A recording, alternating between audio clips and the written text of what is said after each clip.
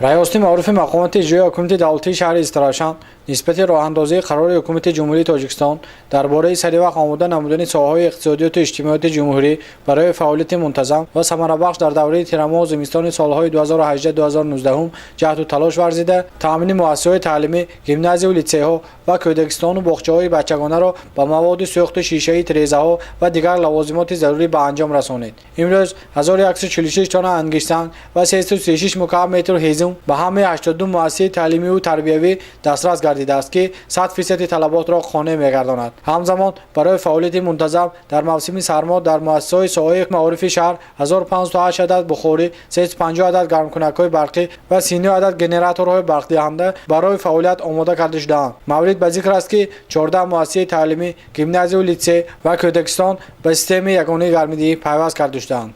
امروز در شهر سراشان بیش از 57000 نفر خوانندگان در 82 مؤسسه تعلیمی از جمله لیسه، گیمنازیوم، باغچه‌ها به تعلیم و تربیت فرا گرفته شدند که به آنها زیاده از 3200 نفر آموزگاران و مربیان تعلیم و تربیت می‌دهند.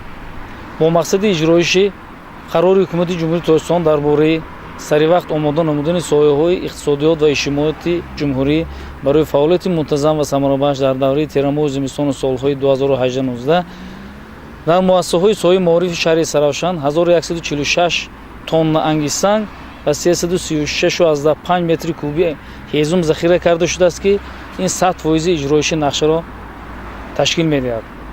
12 مؤسسه‌های تعلیمی شهر سراشان طریق سیستم گرم‌دهی مرکزانده گرم کرده می‌شوند که برای این 26 دهخانه‌ها آماده کرده شده است.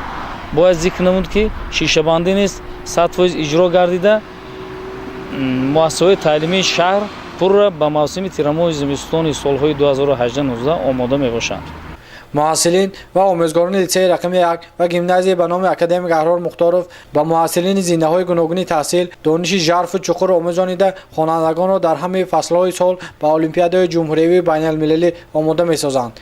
برای در فصل سرما در صنفخانه کابینت‌های فنی گرم و روشن و آزمایشگاه‌ها مشغول تعلیم و تدریس گردیدن طالب علمان متناسباً در لیسه رقم 1 17 تن انگشت و 4 مکعب متر هیزم و در گیمنازی به نام احرار مختارف 20 تن انگشت و 6 مکعب متر هیزم ذخیره و به سیستم یگانه گرم‌دهی پیوست کرده شده است. مؤسسه تعلیمی دولتی گیمنازی رقم 1 به نام اکادمیک احرار مختارف در اساس قرار حکومت جمهوری تاجیکستان آیدی گذراندن زمستان گذرانی عمل نموده تمام صنفخانه‌ها را با 4 نقطه گرم‌دهی در فصل زمستان آماده کرده است. با مسئله زمستانگرانی دقت مخصوص دادیم. آمادگی‌ها با فصل سرما در مؤسسه دولتی کمک اولیه طبی سنتری شهر نیز به انجام رسیده است. ذخیره 20 تن انگشتی از سرمای سال گذشته باقی مانده رهبریت مؤسسه را وظیفه‌دار ساخت که باز 65 تن انگشت اعلی‌صفت را از کان انگشت شوراب خریداری نموده 2 مرکز سلامتی شهری، بخش شهری برقرارکنی سلامتی، 18 مرکز سلامتی دهاتی و 29 خانه سالمگردانی را مطابق طلبات قانون فوق‌الذکر کشور تامین گرداند. برای در فصل زمستان به مشتریان رساندن خدمت نمونه‌ای طبی 102 عدد بخاری انگشتی، 85 عدد گرم‌دهنده برقی، گنراتور برق تولیدگر، 35 متر مکعب هیزم و 100 متر کوادرات شیشه خریداری و ذخیره کرده با مرکز سلامتی دهه قلعه بلند و خانه سالمگردانی دهه صندوقندک به سیستم یگانه گرم‌دهی پیوست کرده شد. در مؤسسه کمک اول طبی سنتری شهر سراشان 2 مرکز سلامتی شهری، 18 مرکز سلامتی دهاتی، 29 خانه‌های سلامتی فعالیت برده ایستاده است. برای گذراندن سالهای 2018-2019 طلبات برای خریداری انگشتان 85 تانه لازم بود، 25 تانه ذخیره پیشینه بود و با ما کان انگشت شهر استرا شرطنامه همکاری بسته 65 تن انگشت از شهر استرا خریداری نمودیم.